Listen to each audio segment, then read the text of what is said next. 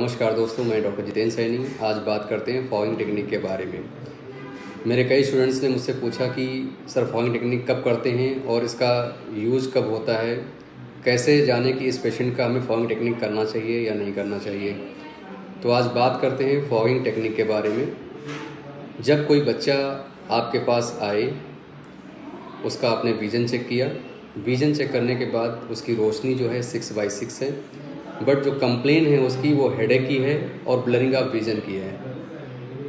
Headache भी उसको हो रहा है, धुंधला भी दिखाई दे रहा है, और वो कह रहा है कि पढ़ते समय हमें ओवरलैपिंग दिखाई देती है, या ऐसा लगता है कि पढ़ रहे हैं, पढ़ते पढ़ते अचानक से लेटर्स गायब हो जाते हैं। इस तरह की अगर कंप्लेन कोई बच्चा करता है तो उसे मजाक नहीं समझना है। पेरेंट्स को भी तुरंत ले जा कर के दिखाना है डॉक्टर को, आँखों के डॉक्टर को, कि ऐसी कंप्लेन क्यों है।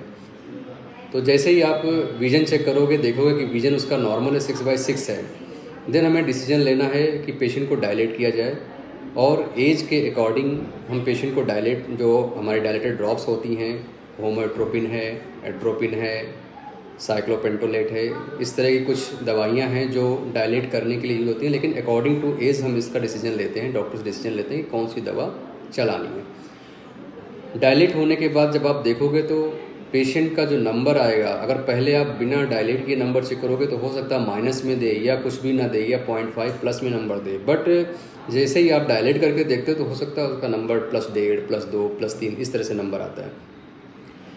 तो अब क्या करना है, जब फाइनल डायलेट करने के बाद नंबर निकाला गया, सपोज दैट +3 नंबर बच्चे का निकल के आया, फिर हम उसको 3 दिन बाद PMT, पोस्ट मीडियाटिक टेस्ट के बाद 3 दिन बाद उसको बुलाएंगे, और बुलाने के बाद उसका जो +3 नंबर था, अब क्या करना है कि ट्रायल फ्रेम में पेशेंट को लगा करके +10 का नंबर लगाने के बाद उसको रिड्यूस करेंगे। 10 तभी हटेगा जब हम स्टार्टिंग में 2 माइनस करेंगे, फिर 1.5, फिर 1, 0.5, 0.25, इस सीक्वेंस में हम रिड्यूस करते चलेंगे पावर को।